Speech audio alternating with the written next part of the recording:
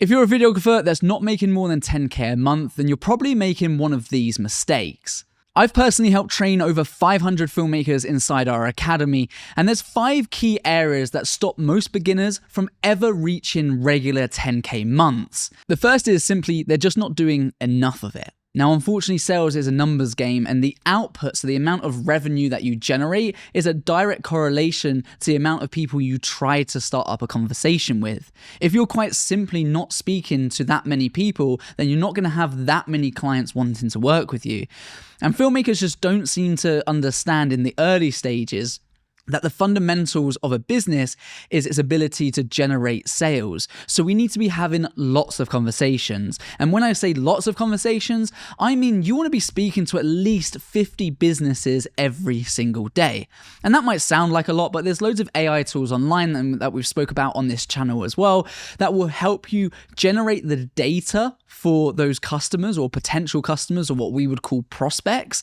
And then all you need to do is automate or just send out emails or phone calls to phone these businesses up and let them know that you exist. Because believe it or not, people don't just walk around knowing that you exist. You need to make it known that you're there and how you can help them. An actionable step that you can take right now would be set daily targets for yourself. And hey, if you're just new to this and you're getting into it, then maybe start with reaching out to 30 people a day and then start to scale that up once you get into the flow of how your sales process works. And while I mentioned sales process, you really don't have to overcomplicate this. Like, my actual advice would just be to get out there and start having conversations. Hey, I can help with this. Are you interested in this? What's your marketing plans for the years? Can I help with this? Your website looks rubbish. I can provide some content. You know, it doesn't have to be a rigid process or a sales script that you have to follow step by step. Of course, that is massively helpful, but it's really about having as many conversations as you possibly can at the start, and then book in as many meetings as you can, and then that will lead to generating more revenue for your business. But the problem with that, which leads me on to point number 2, is knowing your numbers. Because a lot of these beginners that I work with, they don't have a grasp on what their numbers are. And that makes it extremely hard to understand what they need to do to generate 10K a month in recurring revenue. So the key numbers that I would focus on in order to grow your business would actually be looking at lifetime value of a client and also your average invoice value. So every time you raise an invoice, if you were to take the last 6 months worth of invoices and you add them together and then divide them by the amount of invoices you have, what is that average? Because if that average is, let's say, for argument's sake, $200, then you know that you need to really make some big changes, because 10K is going to be a long way from that if you're having to do it every single month. The other is to look at lifetime value of a client. And for those people who have been going for maybe 2 or 3 years, you should have enough data here to help you out. And that's to understand that every time that you acquire a new client, how many times do they come back to you? How long do they stay with your business? How much are they spending with the projects with you? And then that will give you a value per client, because then what that enables you to do later on is actually just to target more of those types of clients, because we all have it. If I was to go down my client list right now and I was to look at their lifetime value, so how often they come back to us on average, how much they averagely spend with us, I know the top 20% of people will make up 80% of our revenue. So I want to make sure that in our marketing and sales efforts, I'm going after the top 20 people, the great businesses to work with, the ones that value paying you high prices because they love what you do, and the ones that are going to help you grow your business to the next level. They're the ones that we need to find more of, and that really helps scale towards those 10K months a lot easier. And by knowing these numbers, it will start to give you an understanding of how many projects per month do you need to work on. And a project might be 1 day of filming and 1 day of editing to keep things simple. How many of those do you need in order to break through 10K? Then there might be a challenge when it comes to actually, I need to work 30 days this month to make 10K. Well, that means you're working every single day. So something then needs to happen. You either need to increase your average invoice value, or you're going to need to increase your prices, or maybe offer additional services, or put them onto some kind of content plan. And you need to find the right fit for your business.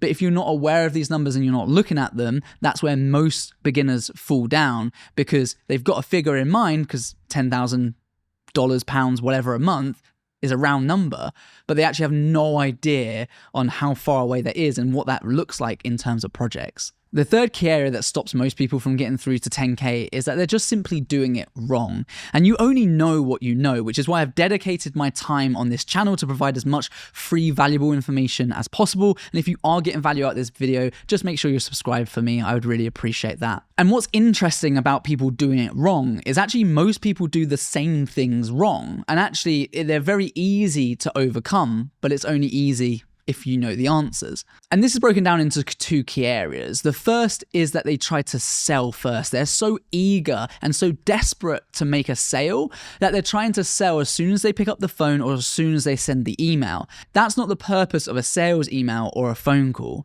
The purpose is to book them into a meeting.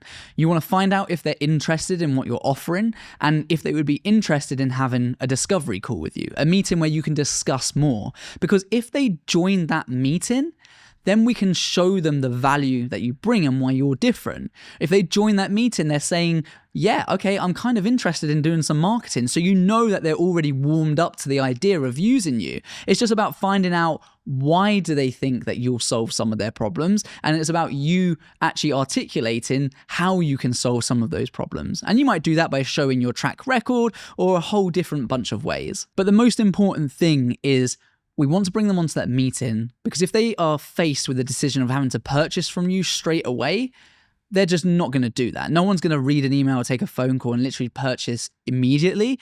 Or okay, fair enough, it might happen, but just extremely rare scenarios.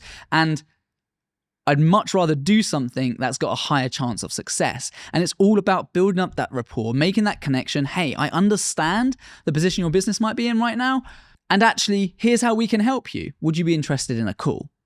And this leads nicely onto the second part of doing it all wrong. And that is people aren't specific enough. They're not specific with who they're helping and why. They just create content because it's cool, because you enjoy creating content. That doesn't mean that helps your client, the fact that you enjoy it. You might have loads of creative ideas, and I see this happen time and time again with businesses that are growing. People have got creative ideas and they want to do their own ideas. But the client's the one paying for it. So it's the client's ideas, it's the client's goals that matter the most. And by being broad and going after everyone, you end up speaking to no one because it's not specific enough about how you can help that one person. So that's where coming into a niche is really helpful. You might, when you're starting, you might want to just explore a few different types of niches just to get a feel for what you enjoy, because it's important that you enjoy your work. And also to see what the response is from that industry, because there's no point in going after an industry that literally has got no money to spend on video content. So I would suggest finding something that you enjoy, you're good at, and an industry that has got money, and then start to explore that, but specifically target certain types of people. So if I'm going to go into construction, I'm going to spend the first couple of days of my job looking at what problems do they face and how can I help them overcome those problems, so that when I send an email or when I pick up the phone, I can connect with them and I can actually find a way of helping them. With the fourth area, I've actually had people say to me, well, Ross, I've done this and it's just not working. And then when we look into it, what they've done is they've dived into the deep end and they haven't done any testing. They haven't gone back to revisit it. So they've been sending out their emails and they're like, oh, emails don't work. I don't get a response. Or I've been cold calling and I keep getting told to go away and it just doesn't work. What else can I do? And they're simply not testing. Sometimes we can be so in a rush to get to the end goal, which is generating revenue, get into those 10K months, that actually we just forget to test and that there's a journey involved in that. I'm not saying that you're going to watch this video and go and start making 10K a month from this point onwards. You need to put these foundational stepping stones in place to then start to build that way. And this whole channel is about changing that way of thinking. It's less about the specifics of what's being said and more understanding how to think and overcome problems yourself. And testing is a massive factor for growing a business. You're going to be testing things like, what do your clients actually think about you? People you've worked with, how do you know they like the video? Can you ask them? Can you ask them to leave you a review? Can you ask them to recommend you to someone? If you ask all your clients right now to recommend you to someone, there you go. You've just generated probably a few $1,000s worth of extra income. And then you can do the same thing with those people and so on and so forth. You need to be testing those emails that you send, those phone calls that you do. You need to be testing different ways of approaching businesses to find out what is the most effective. And then all you do is you take the one that's working, you put all your your eggs into that basket and you just scale it to a whole new level. But if you haven't done the testing first, it's very hard to know if what you're doing is actually the right thing to be doing and if there's a better or more efficient way. The final area is probably one of the most important areas, and I see this across the whole industry. Confidence plays havoc in so many ways, whether it's doubting your decision to start a business in the first place, maybe listening to people who perhaps don't quite believe in you or you don't have full support from, or maybe confidence comes from your ability to charge what you're worth and actually throwing out these figures by increasing your average invoice value and being worried or being scared to receive a no or rejection from someone. And that's the exact reason why I created this video right here. This will be one of the most underrated videos that you watch. So if you do lack confidence and want to grow that more so that you can charge what you're worth and scale your business, click on that video. You won't be disappointed.